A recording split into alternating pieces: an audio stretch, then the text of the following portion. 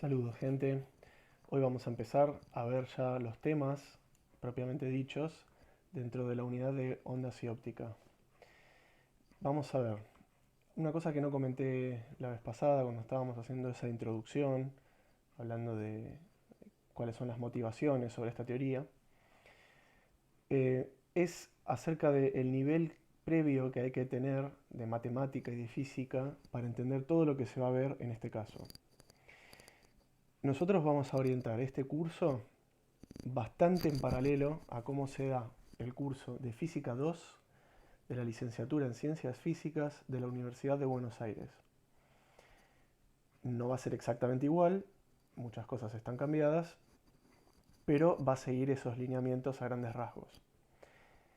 Eso quiere decir que hay que más o menos manejar las correlatividades que esa materia en ese plan de estudios está pidiendo, que básicamente es manejar análisis matemático de una variable o cálculo de una variable, como le llamen, álgebra lineal básico, o sea, vectores, matrices, determinantes, sistemas de ecuaciones lineales, autovalores y autovectores, subespacios, espacios vectoriales, transformaciones lineales, bueno, ya se imaginan todo eso.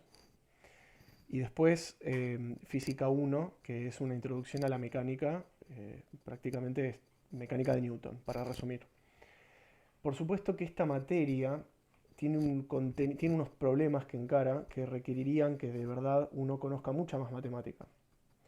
Pero está orientada, y en su momento me costó mucho a mí cuando la cursé aceptarlo, está orientada a que uno se choque con esa carencia de ciertas herramientas de matemática y tenga que utilizar la intuición física para que, sin perder la rigurosidad analítica, se puedan resolver los problemas razonándolos, prediciendo resultados quizás, en lugar de obteniéndolos todos analíticamente o todo de una manera como digamos formal, ¿sí?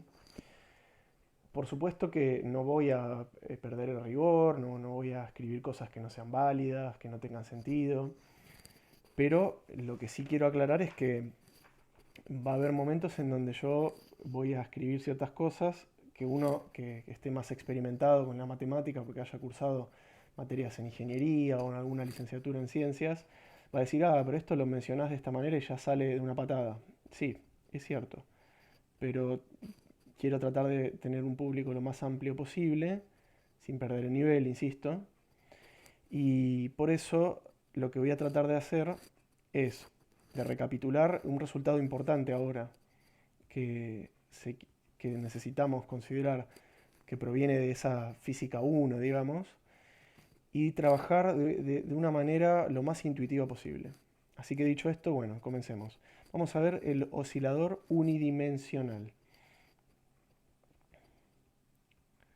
O sea, para entender, por supuesto, cómo, cómo son las ondas, qué son, cómo oscilan cuerpos más complejos, tenemos que empezar por lo más básico, por un cuerpo más elemental que nos podemos armar, que es un objeto que oscila gracias a alguna fuerza que lo está manteniendo en ese régimen. Vamos a considerar nosotros dos casos, hoy vamos a desarrollar uno, y para que no salga muy extenso el video, la próxima desarrollamos el siguiente, que va a ser caso 1. Vamos a desarrollar un oscilador unidimensional, obviamente, que está oscilando en el plano. Bueno, en el plano es muy genérico. Vamos a decir que oscila horizontalmente. Oscilador unidimensional eh, horizontal, vamos a poner.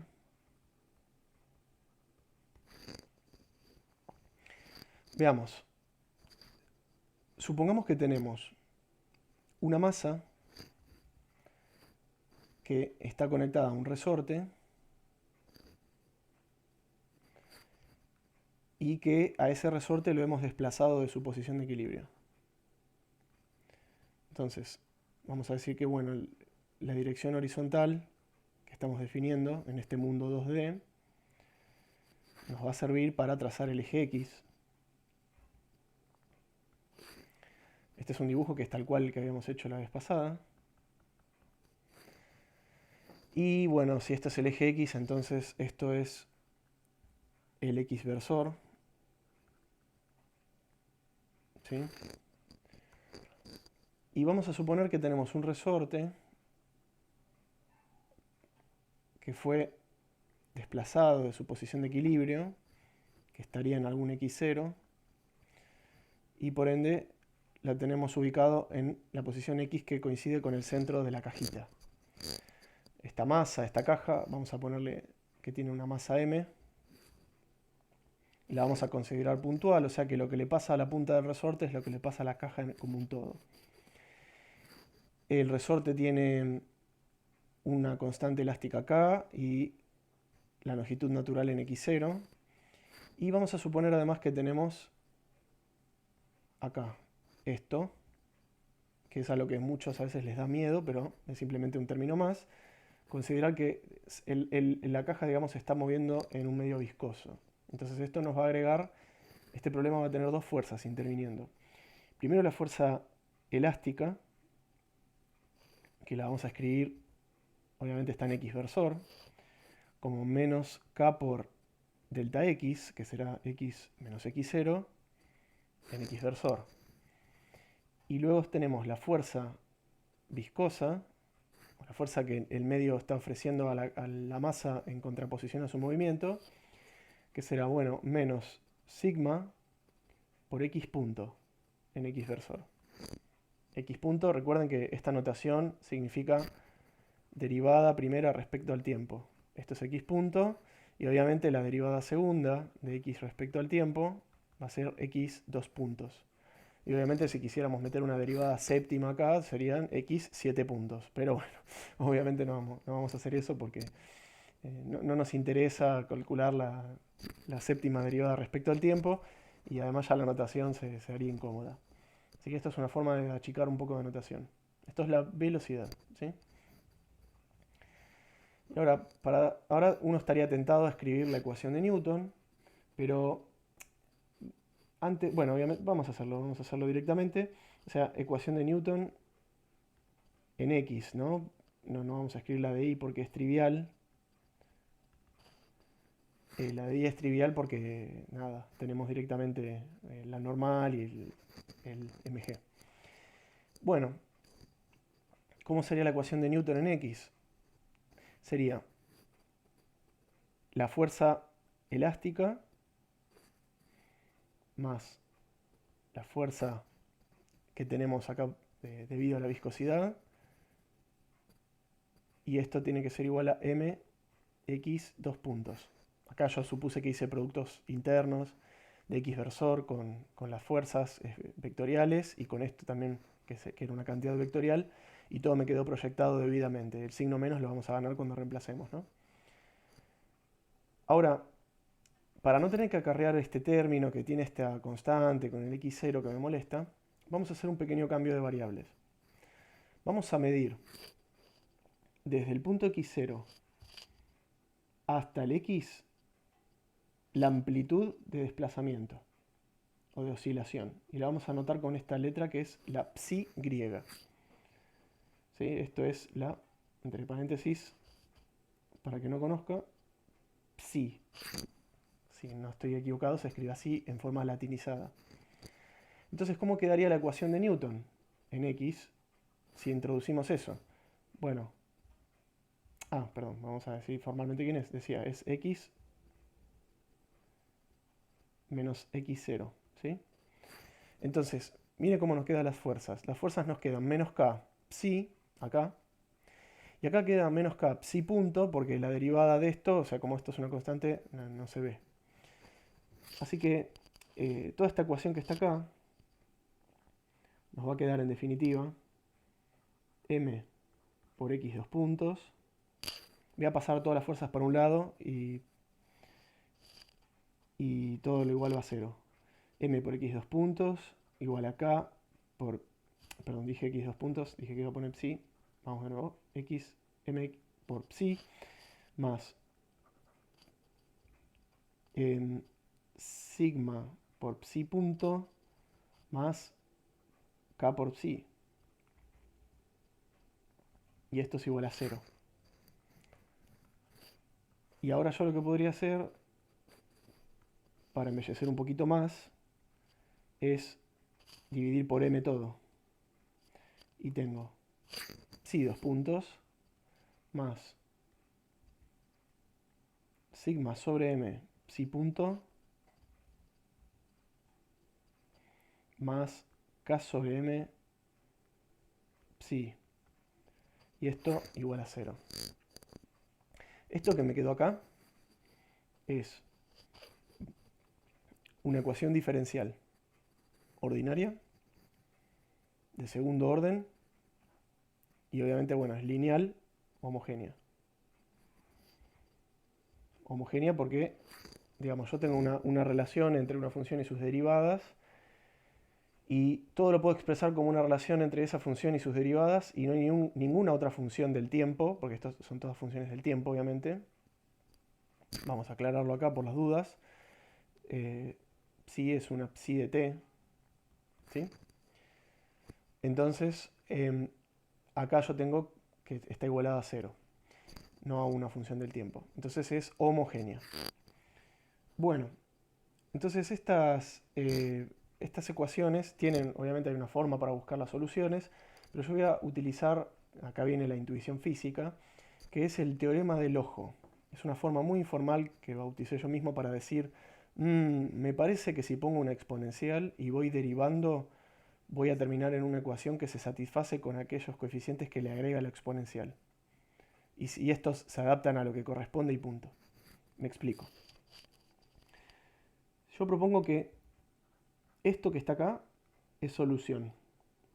O sea que las psies se pueden escribir como e a la lambda t. Con lambda un número que no conozco. Pero si yo digo que esto es solución, lo reemplazo acá, porque es solución, tiene que satisfacer la ecuación.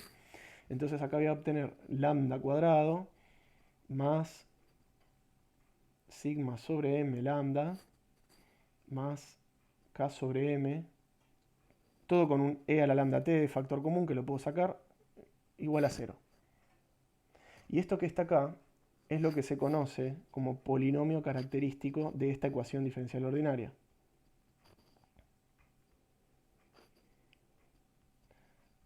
El polinomio característico, en realidad, no es ni más ni menos que si yo hubiese dicho que reemplazo a estas funciones por estos valores y donde yo tenía segundo orden de derivación, ahora tengo orden de potencias, y acá tenía primer orden de derivación y tengo un orden de potencias, y acá tendría orden de derivación 0, que es la propia función, y acá tengo un lambda a la 0, que da 1, ¿no?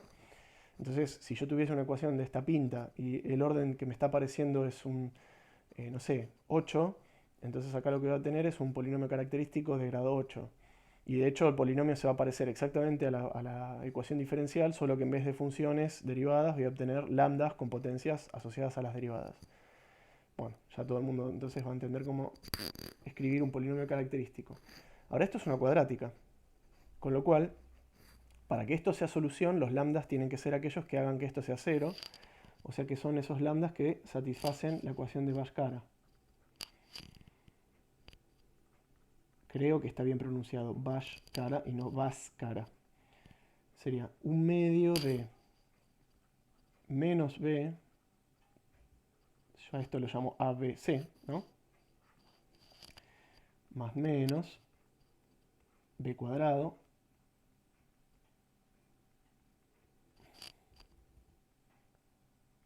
menos 4ac, menos 4 por 1 por esto,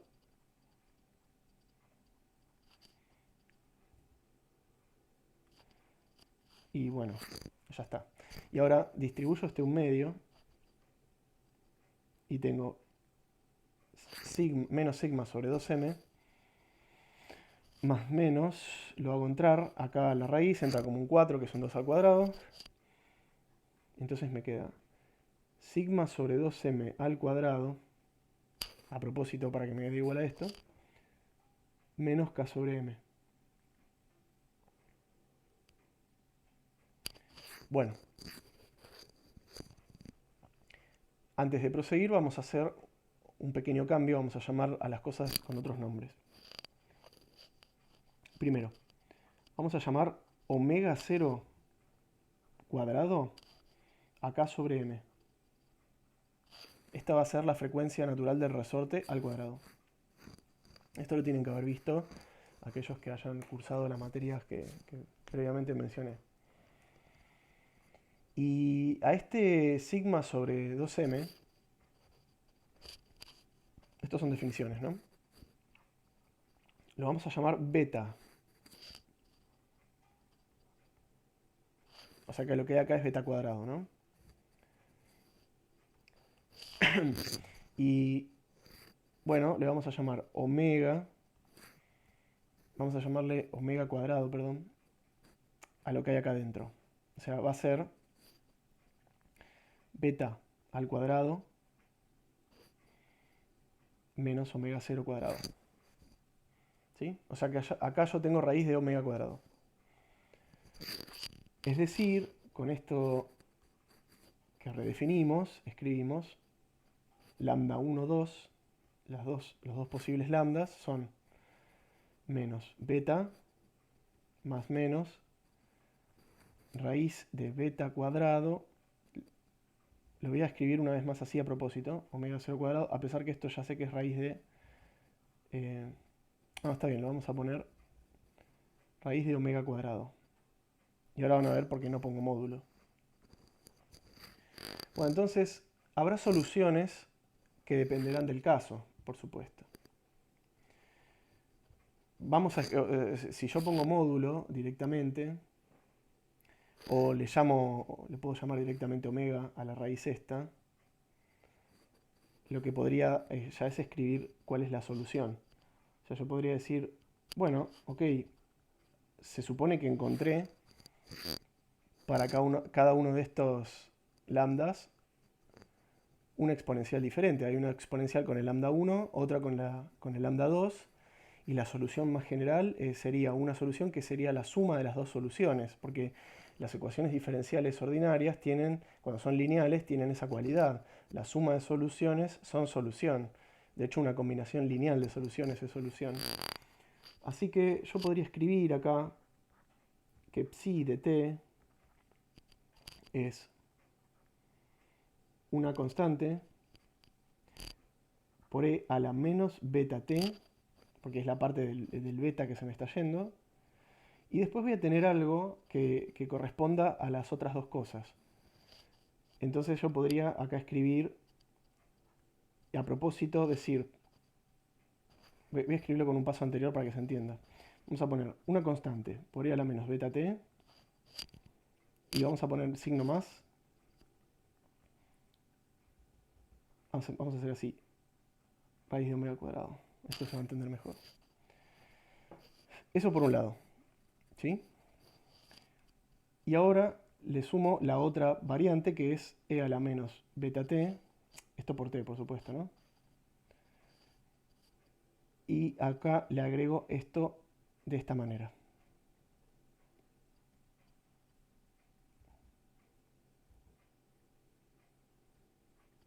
¿Sí?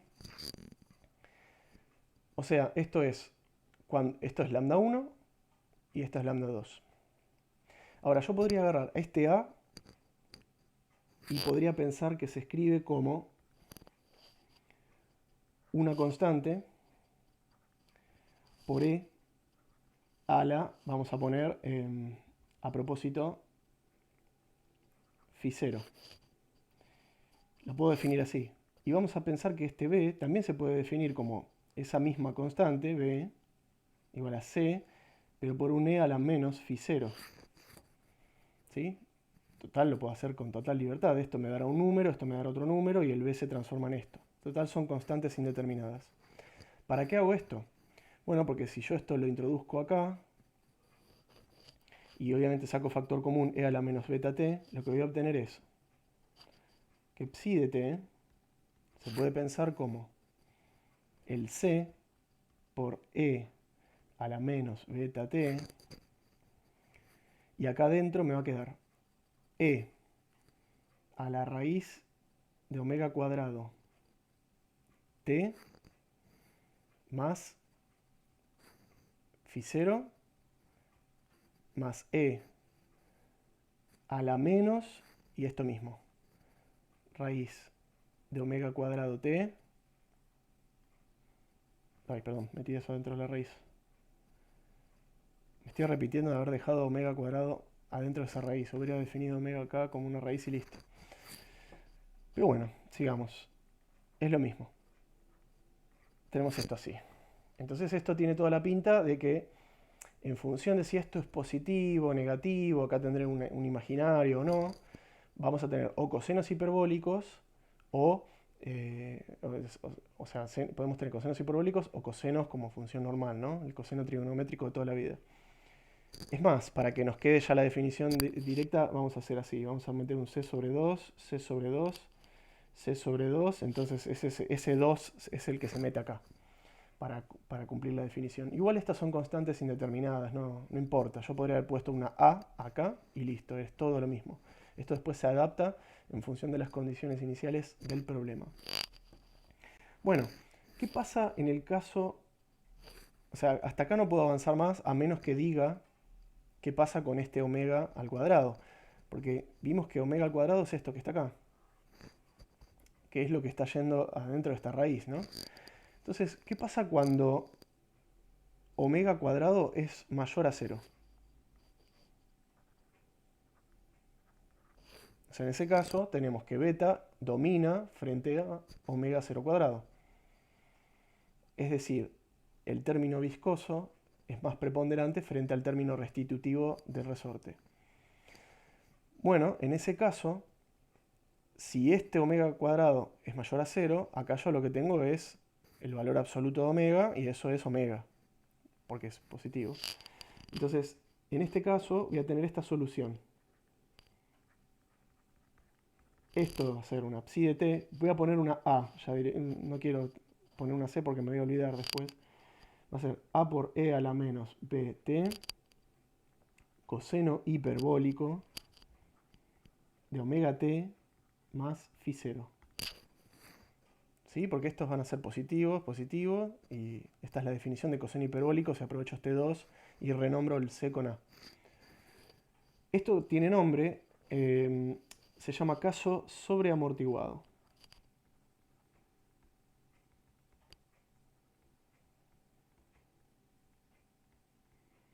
Y esto no oscila, ¿ok? Porque si se fijan en la solución, yo tengo un coseno hiperbólico, no un coseno de los trigonométricos. Cuando pasa el tiempo, esto se aleja de la posición de equilibrio y después tiende a acercarse a efectos de esta de la viscosidad, ¿sí? Y nada más.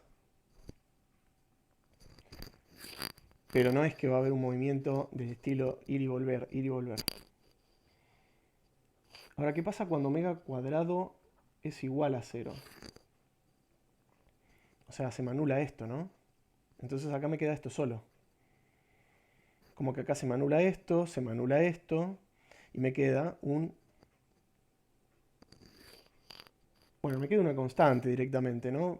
Porque todo esto se va a convertir en un coseno hiperbólico, si se quiere, de phi 0, y esto se lo puedo asociar a la constante a, entonces en el fondo me queda una constante por e a la menos beta t. Acá en este caso creo que no hay más que ver, que simplemente es una exponencial en decaimiento. Ahora en el próximo caso vamos a dibujar, prometo. Pero esto es simplemente una exponencial en decaimiento. O sea, esto es decir, yo desplazo a la caja de la posición de equilibrio y la fuerza restitutiva la lleva lentamente hasta la posición de equilibrio, que la alcanza en un tiempo infinito. O sea, nunca la alcanza, pero matemáticamente hablando, pero físicamente, bueno, sí. Y nada más. No va a pasar de largo y después va a volver. No va a pasar eso. Y después... Esto tiene nombre también. Se llama caso de amortiguamiento crítico.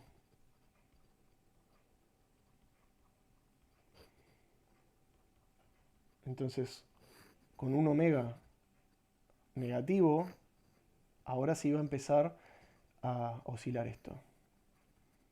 Amortiguamiento crítico. ¿Sí? ¿Y qué pasa cuando omega cuadrado es negativo? Acá sí ya vamos a tener caso subamortiguado, se va a llamar esto, y vamos a tener oscilaciones. ¿Por qué vamos a tener oscilaciones? Amortiguado. Vamos a tener oscilaciones porque esto que está acá, el omega cuadrado, va a ser negativo, o sea que va a haber un... Vamos a pensarlo así, lo garabateo y ahora lo borro. Si esto es negativo, yo puedo pensar que esto es positivo. Bueno, sí, esto es positivo. Y este menos lo puedo pensar como un i cuadrado omega cuadrado. Y esto lo puedo sacar de la raíz como un i omega. ¿Sí? Así que, en definitiva, lo que vamos a obtener... perdón, obviamente que voy a decir lo siguiente. Esto es negativo y lo voy a escribir como i al cuadrado. Pero voy a poner valor absoluto de omega al cuadrado a propósito. Y a esto lo voy a pensar como que se llama omega al cuadrado directamente. Me voy a quedar con el número, ¿sí? El número como con su valor absoluto. No me va a interesar, para mí va a tener signo positivo eso. Bueno, entonces claro, cuando sale esa i, yo acá tengo exponencial imaginaria en todos lados. Esto piénsenlo también que participa de esa i. Me las puedo ingeniar para que eso participe. Y en definitiva, lo que vamos a obtener es una función, perdón, puse phi, no, es psi de t. Es una función del estilo a por e a la menos bt coseno de omega t más phi 0, la fase inicial. Esto que está acá es la solución que estamos buscando para este problema, que es la que nos va a mostrar cuál es el régimen de oscilaciones. Esto es lo que, obviamente acá, acuérdense, esto en realidad da valor absoluto de omega, pero bueno, yo lo estoy como redefiniendo si se quiere. Y lo único que estoy diciendo en este caso es que si bien tengo oscilaciones, están amortiguadas debido a la disipación. Y esto es tan sencillo como pensar en una hamaca. Es decir, ¿qué me pasa si yo estoy en una hamaca? Si alguien, por ejemplo, me desplaza de la posición de equilibrio, yo estoy acá, esta es la posición de equilibrio, y alguien me desplaza, me pone en esta posición y me suelta. Yo voy a empezar a oscilar, pero cada vez voy tocando extremos más pequeños y finalmente en el infinito tiendo a vibrar infinitamente alrededor del cero. Bueno, esto es lo que le va a pasar a este sistema. Nunca va a llegar al cero, pero para fines prácticos sí. Vamos a ver la evolución de psi en función del tiempo. Y esa evolución la pensamos de la siguiente forma. A ver, es un coseno por una e a la menos b por t. ¿Cómo se grafica esto? Bueno, muy sencillo. Yo grafico como que dos envolventes que corresponden a esas paredes por las cuales voy a oscilar, que son las exponenciales negativas, el decaimiento, mejor dicho. Y yo voy a pensar que la oscilación está acá adentro. ¿Por qué puedo decir eso? Bueno, porque yo puedo pensar que esto que está acá es en el fondo una amplitud en función del tiempo. Entonces yo tengo un coseno modulado por esta amplitud en función del tiempo. Bueno, el coseno si empieza con una fase no nula no arranca en 1, así que voy a empezarlo por cualquier lado. Y básicamente mi función va a ser esto. ¿Sí? O sea, claramente en el infinito tiende a 0. obviamente, esto es A por coseno de φ0. Y bueno, esto me va a dar un psi0, si se quiere, ¿no? Y bueno, ahí tenemos esa solución. Pero ustedes me dirán, bueno, pero esto para tiempos lo suficientemente largos, como no oscila, entonces vos me vendiste que íbamos a estudiar oscilaciones y después ondas, y esto al final, bueno, oscila un poquito, pero después ya no. Entonces, ¿para qué me voy a malgastar estudiando sistemas que oscilan un rato y después ya no? No, no, no. En realidad vamos a estudiar sistemas que oscilan siempre, en forma perpetua. Pero para eso tenemos que agregarle una fuerza excitadora al sistema. Es decir, la hamaca de recién tiene que estar nuestro papá empujándonos desde atrás y de vuelta, y de vuelta. Eso va a ser para nosotros la fuerza excitadora. Entonces vamos a tener una ecuación diferencial distinta a esta con la cual arrancamos, porque ahora le vamos a agregar al problema una fuerza. Es decir, vamos a pensar que tenemos el mismo problema que está acá. Voy a poner, si ahora agregamos una fuerza excitadora,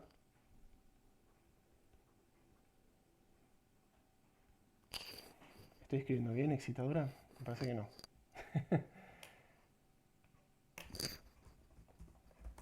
Un momentito, ¿eh? Ah, sí, me estaba asustando. Me confundí con éxito. Perdón, es el horario. Si ahora agregamos una fuerza excitadora, nuestro problema pasa a ser esto. Es esto mismo, pero acá tenemos una f de t. Vamos a hacerla depender del tiempo, obviamente.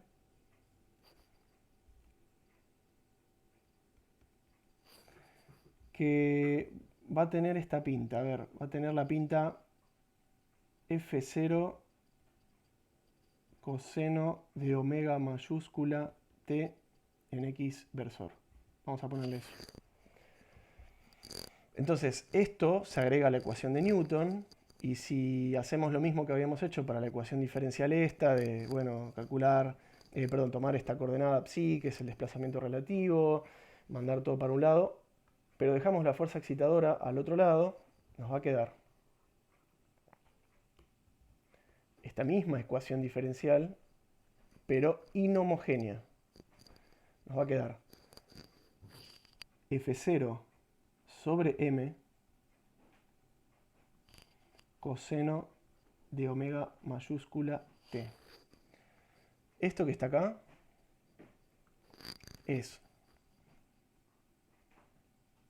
una ecuación diferencial homogénea, ordinaria, de orden 2, lineal no homogénea. Yo lo estoy resumiendo así. A veces hay gente que lo escribe así, otros no. No lo tomen como que esto es lo técnico como se escribe, ¿no? Para no escribir todas estas palabras, digo. O sea que esta es la ecuación que hay que resolver en el problema. Por fortuna, la teoría de estas ecuaciones se resuelve de la siguiente manera. Resolvemos la homogénea, la psi homogénea, que sería esta misma ecuación pero con un 0 acá. Y resolvemos una ecuación particular, obtenemos una solución particular de esta ecuación. Si la pegamos con una, por ejemplo, ya está, perfecto. Y una vez que tenemos eso, la solución general es la suma de la homogénea más la particular.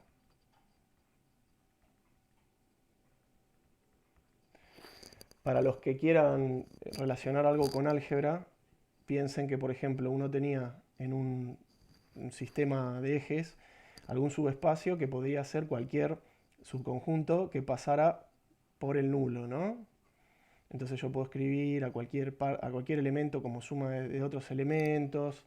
O sea, quiere decir que cualquier elemento que se escribe como combinación lineal de elementos del subespacio están dentro del subespacio, etcétera, etcétera. Y agregarle una inhomogeneidad, es decir, que este subespacio lo anclo acá. Perdón, a ver si me sale. Como... ay, no me sale. Es como levantar... Bueno, levantar todo el plano. Bueno, lo voy a hacer así. Voy a llevar este palito otra vez para acá. Es como levantar todo el plano desde acá, que estaba partiendo desde el origen, y trasladarlo acá. Esta es mi solución general. Va a ser la solución del homogéneo, del sistema homogéneo, que es el subespacio, más el puntito este, que es la solución particular. ¿Sí? Bueno, esto es algo así, va por ese lado. Entonces, la solución del homogéneo ya la tenemos, ya la conocemos, y la solución particular es la que no conocemos. Pero además, si no la hubiéramos calculado, la solución homogénea, tampoco es importante. ¿Por qué? Porque la solución homogénea decae. En cambio, la solución particular está ahí. Es decir, si la fuerza es perpetua, la solución particular es perpetua. Vamos a la hamaca otra vez. Viene mi papá, me levanta cuando yo era chiquitito y me empuja y me tira casi para el otro lado como cuando era chiquitito. Siempre pasaba eso y yo me asustaba mucho. Igual me divertía. Pero bueno, voy a decaer. O sea, yo tengo mi solución homogénea tirándome hacia el cero. Pero si mi papá me empuja todo el tiempo, yo tengo mi F de t, una fuerza excitadora. Acá no le puse F de t. Bueno, igual se entiende, ¿no? Tengo una fuerza excitadora constantemente moviéndome. Entonces, la solución homogénea que tengo se esfuma, por así decirlo, y lo que sobrevive es aquella solución de el movimiento producido por la constante excitación de la fuerza excitadora. Así que, en definitiva, yo voy a decir que, bueno, que psi de t, que es igual a esto, psi homogéneo de t más psi particular de t, cuando t tiende a infinito, esto tiende a ser psi particular. Es decir, yo podría ignorar inclusive a la solución homogénea y quedarme con la particular. Para tiempos cortos está claro que las tengo que considerar a ambas. Pero para tiempos largos, la que domina completamente es la particular.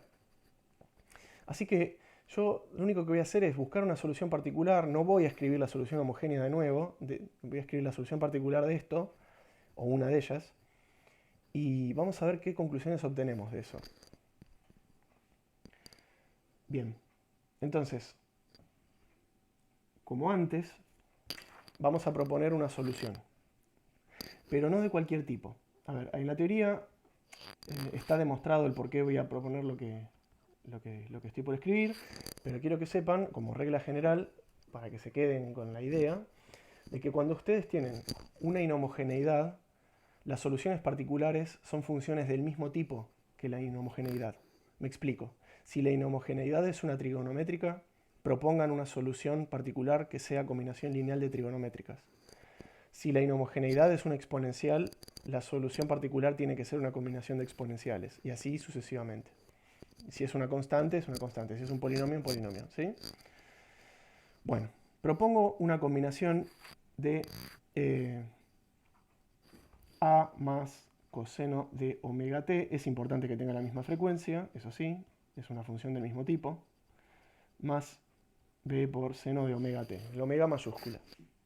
En realidad, si lo dibujo bien, es una cosa así, el omega mayúscula, ¿no?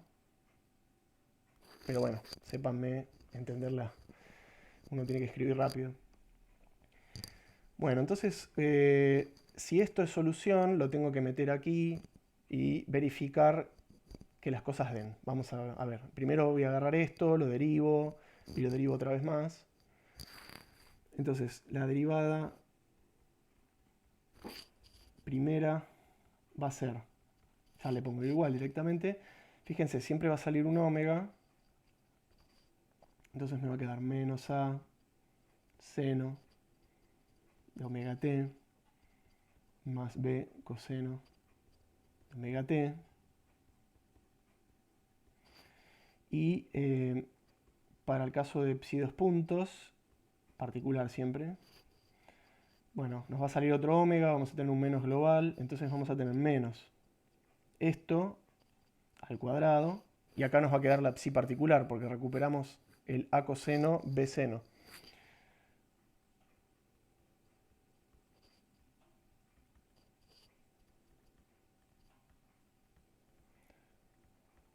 Bueno,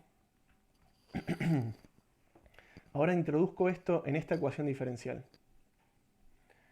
¿Qué quiere decir introducirlo? Lo que ustedes se imaginarán, pongo esto acá adentro como la derivada segunda, pongo esto acá adentro como la derivada primera, pongo esto acá adentro como la derivada... Y fíjense que me van a quedar cosenos, cosenos, cosenos, senos, senos, senos. Entonces, en definitiva, la estrategia va a ser juntar todo lo que tenga que ver con coseno, juntar todo lo que tenga que ver con seno, y obviamente tengo coseno de un lado, coseno del otro, eso se tiene que emparetar en cuarto de coeficientes, y tengo seno de un lado y acá tengo un 0 por seno, si se quiere, entonces esos coeficientes se tienen que emparentar con el 0. Vamos a ver. Voy a escribir, va a quedar un poco un choclo, pero bueno, va a ser menos omega cuadrado, voy a copiarlo, ¿no? Más fácil. Así. Esta es la derivada segunda, más el sigma sobre m, me queda sigma sobre m, y tengo esto por esto,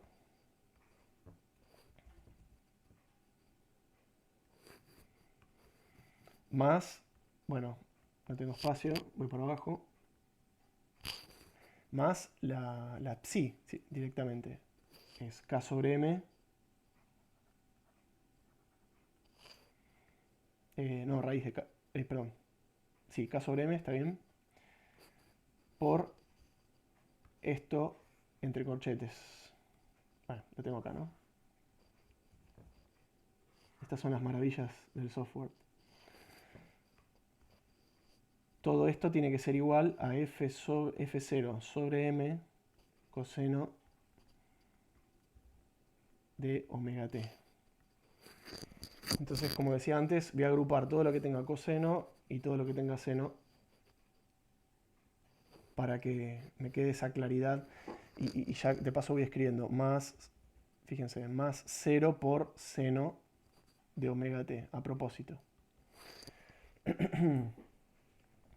Entonces, escribo, a ver si no me equivoco en nada, me quedaría menos omega cuadrado a más sigma sobre m, o sea, agarré este con coseno.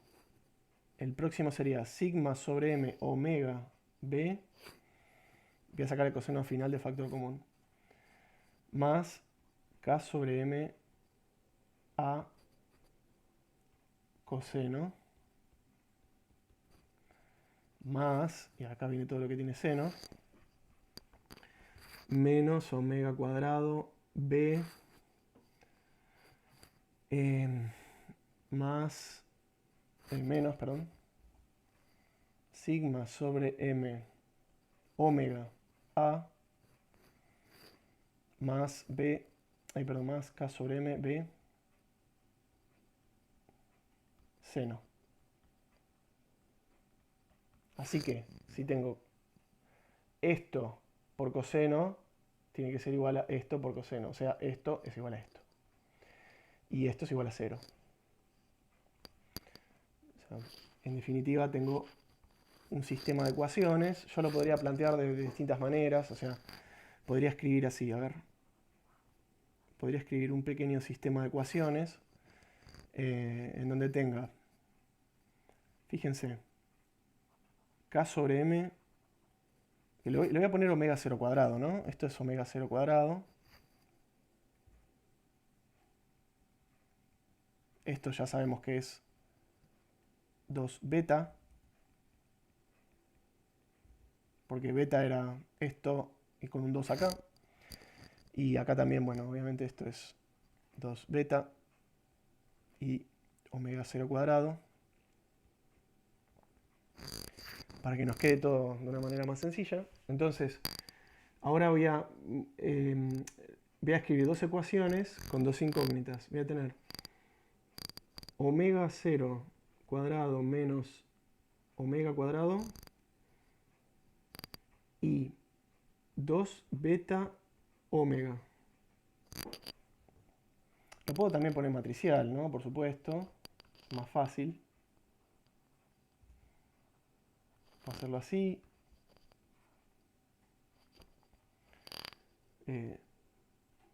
Multiplicado por el AB.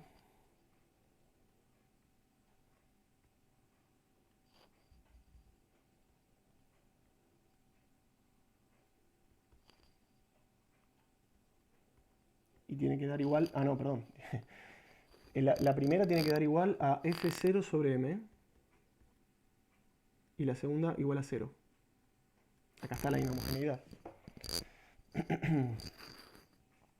¿Y acá qué tenemos? Acá tenemos menos 2 beta, fíjense la antisimetría, ¿no? Menos 2 beta omega, omega cuadrado, omega 0 cuadrado, menos omega cuadrado. ¿Sí? Es una matriz antisimétrica. Bueno, en realidad yo tenía esto escrito en una hoja y lo había escrito de otra manera.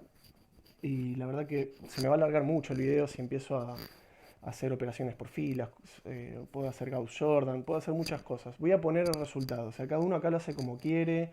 Si quiere puede volver al método tradicional de escribirlo como dos ecuaciones con dos incógnitas, despejar una y reemplazar en la otra y bla, bla, bla. Voy a poner los resultados. ¿Sí? Los resultados son dos funciones A y B, son funciones de omega. O sea, no son constantes. Voy a escribirlos con más espacio, lo voy a necesitar. Vamos a poner quedando. Va a quedar A de omega, perdón, de esta omega. Va a quedar F0 sobre M omega 0 menos omega más 2 beta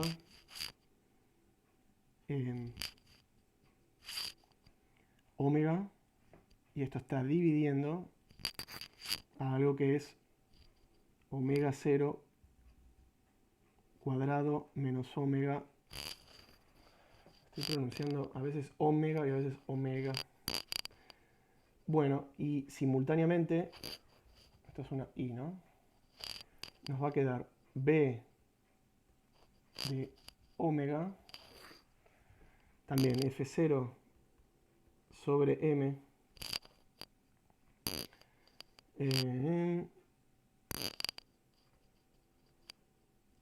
y nos va a quedar el mismo denominador.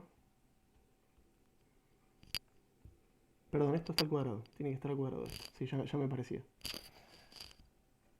Más 2 beta omega cuadrado, y este tiene que tener lo contrario, tiene que tener el 2 beta omega. ¿Sí? Estos son los resultados, los podemos recuadrar, como quien dice, bueno, trabajé un ratito, me merezco un recuadro. Pero les aviso que en la materia es como que nos va a importar muy poco esto.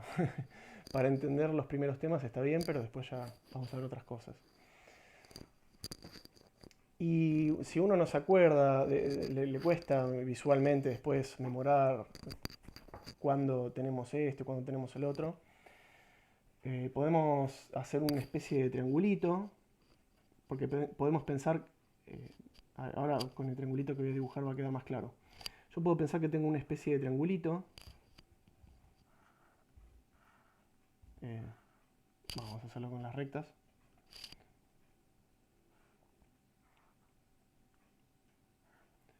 Tengo un triángulo que tiene dos catetos. Uno va a ser 2 beta omega y el otro cateto va a medir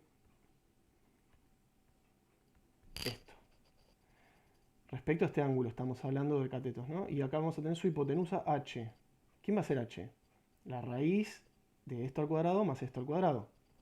O sea que acá tenemos h cuadrado. Pero además, tenemos lo siguiente. Si yo tomo seno de tita, ¿eso qué va a ser? Opuesto sobre hipotenusa. ¿Sí? O sea, va a ser esto sobre h. ¿Y no es acaso lo que tengo acá? O sea, acá tengo, miren, esto sobre h cuadrado. O sea que acá lo que tengo es seno sobre h. ¿Ok? Y por otro lado, yo puedo pensar que tengo el coseno de tita. ¿Quién va a ser? Esto sobre h. Y esto es lo que tengo acá, ¿no? O sea, acá tengo coseno por h, si se quiere, y acá tengo el h cuadrado, o sea que se me va una h. Me queda coseno sobre h.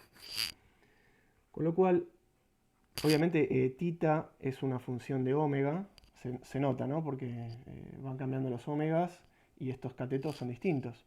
Tita es una tita que depende de omega y h es un h que depende de omega. Eso tiene que verse, ¿no? El h es esto que está acá abajo al cuadrado, esto es h cuadrado. Así que acá hay omega, omega, la dependencia está clara. Con lo cual yo podría escribir a de omega dijimos como f0 sobre m por seno de tita sobre h y b de omega, perdón, de omega, el omega mayúscula, disculpen.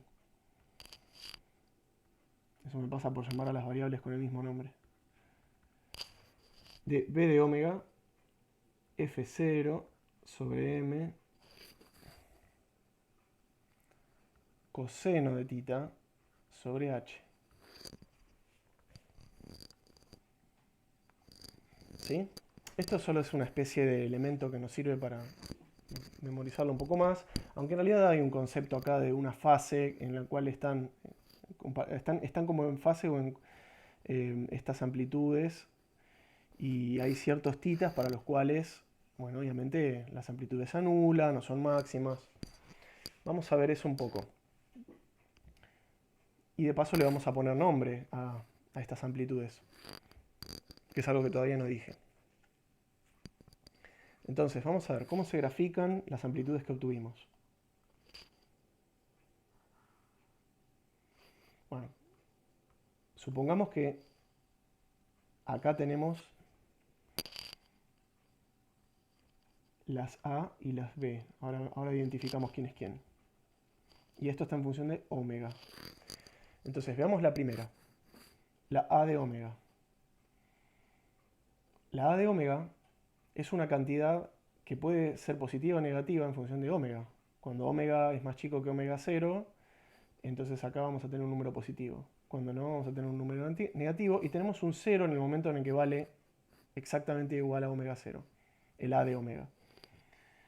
¿Esto cómo se dibuja? Bueno, es una cosa así. Y no me va a salir la otra rama, así que voy a hacer un truco muy sucio, que es esto.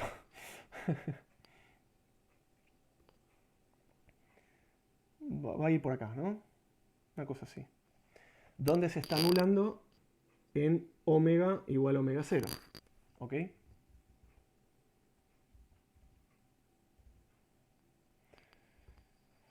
¿Y cómo viene la otra?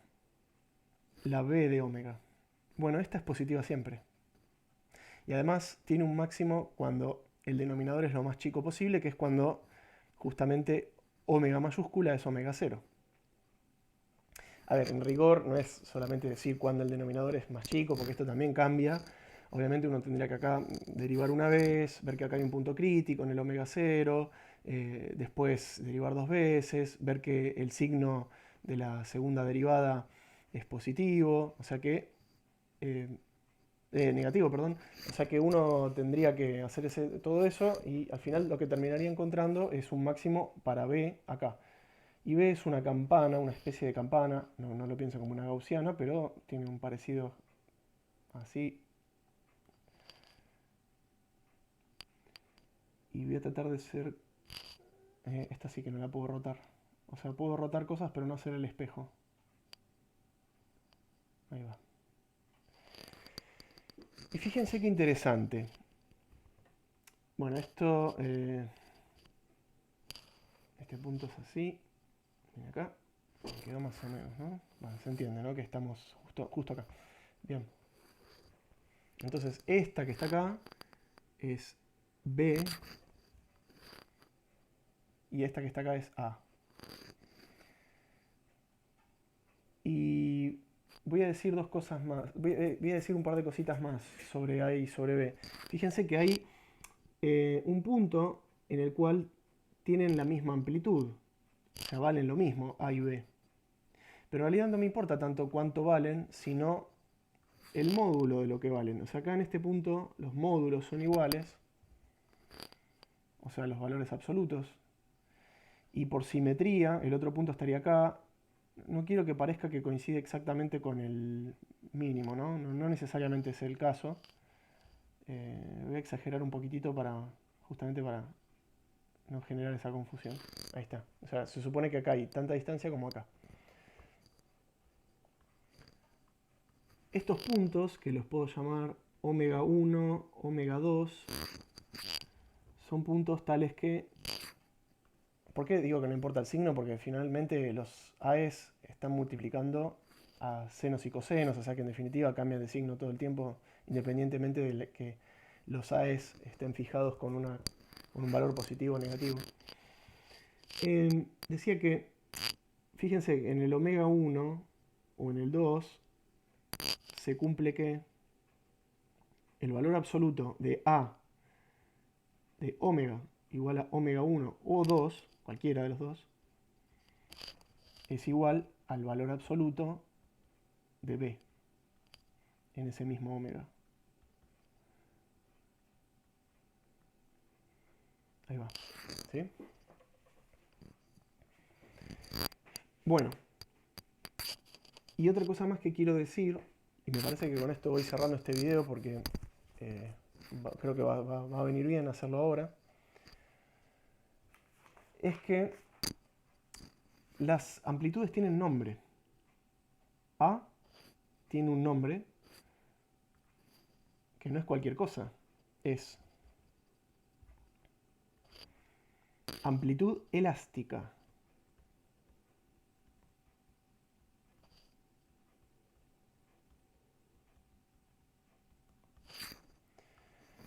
Y la B también tiene un nombre. No sé si vamos a ponerlo más juntito. La B también tiene un nombre y es amplitud absorbente.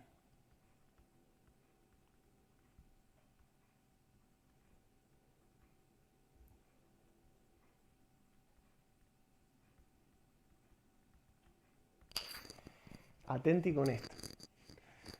¿Por qué esta se llama absorbente?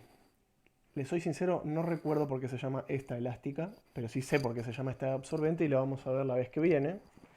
Y es que cuando escribamos la potencia que está absorbiendo este oscilador por unidad de tiempo, resulta de que toda la potencia está siendo absorbida a través de esta B. O sea, este término es el que absorbe potencia, este no. Es decir, yo le entrego una fuerza al sistema y la parte del sistema que aprovecha esa fuerza que la convierte en trabajo es esto. Esta no. Este hasta en teoría diría entorpece. Y voy a decir, y esto bueno, lo vamos a probar la vez que viene. Vamos a dejar un espacio, ya acá va a venir esa cuenta después. Es más, podría poner el título ya para dejarlo planteado, porque si no me voy a olvidar seguramente cuando abra el documento empiezo a hablar de otra cosa. Vamos a poner potencia absorbida. Perdón. Potencia absorbida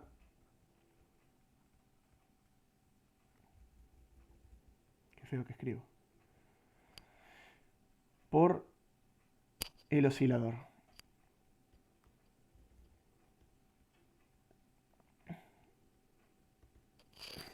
Esto es lo próximo que se viene. Vamos a ponerlo así. Todo esto le tendría que haber puesto subtítulo al inicio del tema, ¿no? Sí. Vamos a ponerle subtítulo. Por ende le borramos este puntito. Ahí está. Bien obsesivo compulsivo. Bueno. Decía, esto va a ser lo que se viene, ya lo dejo planteado. Vamos a escribir la potencia que está absorbiendo el oscilador y vamos a ver que solamente esta parte contribuye, esta no. Y quiero que miren una cosa. El oscilador tiene su potencia máxima, perdón, tiene su amplitud máxima en este punto, en el omega 0, que es aquel en donde la elástica se anula y la absorbente está aprovechando lo mejor posible el trabajo. O sea, es con la frecuencia con la cual nosotros podemos llevar más lejos al oscilador. Esto, ahora que lo pienso, vamos a escribirlo. Antes de este título vamos a escribir eso. Vamos a escribir eso. Esto ahora lo acomodamos bien. Fíjense. Vamos a decir si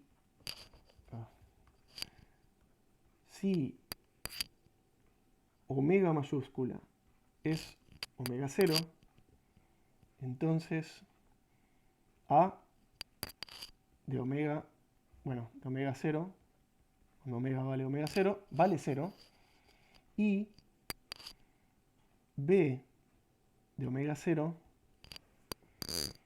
fíjense cuánto vale. Cuando esto se anula, el coseno vale 1. O sea, yo no me voy a poner a mirar toda esta fórmula. Es una pavada, en realidad. Se anula esto de acá abajo y acá esto me elimina la potencia de acá y listo. Pero fíjense que lo único que queda es F0 sobre M, 1 sobre H. Y el H, además, es un H que depende de omega. Se me anuló esto. Entonces me queda esto solo. Porque me quedaría la raíz de todo esto. Pero esto vale 0, así que me queda la raíz de esto, módulo de esto, vale esto, porque es un número positivo. O sea, va a quedar F0 sobre M por 1 sobre 2 beta omega 0. Y si no estaría de más escribir el beta otra vez como... Vamos a pensar, recordemos que beta era gamma sobre 2m, sigma sobre 2m. Entonces acá tenemos un sigma abajo, el m va para arriba, se me va este 2 con este que va a venir acá, se me van las m's. O sea, me va a quedar F0 sobre sigma omega 0. ¿Estoy bien? Sí. Sí, va a quedar eso. Entonces, la amplitud máxima a la cual puedo llevar el sistema, lo máximo que puedo hacer oscilar este resorte, se da cuando lo excito con la misma frecuencia que la frecuencia natural del resorte. Y esto lo puedo controlar, a su vez aumentando un poco la fuerza, puedo aumentar la fuerza, y depende, por supuesto, de este omega y de la viscosidad. Cuando estoy en esta situación en donde el resorte está, cuando la fuerza está excitando al oscilador con la misma frecuencia natural que el propio sistema tiene, se dice que estoy en resonancia. Entonces se aprovechan los trabajos de la mejor manera posible y por ende consigo el trabajo máximo. ¿Sí? Esto, aquellos que hayan estudiado circuitos lo habrán visto seguramente. Y para la próxima queda el cálculo de la potencia absorbida por el oscilador. Y después lo que se va a venir es que vamos a considerar un oscilador unidimensional pero que oscila verticalmente. Y ahí es donde vamos a hablar de lo que son las pequeñas oscilaciones. Upa, yo le puse una tilde a Newton, por Dios. No sé por qué hice eso. Bueno, saludos gente, espero que estén bien y nos vemos en la próxima. Bye bye.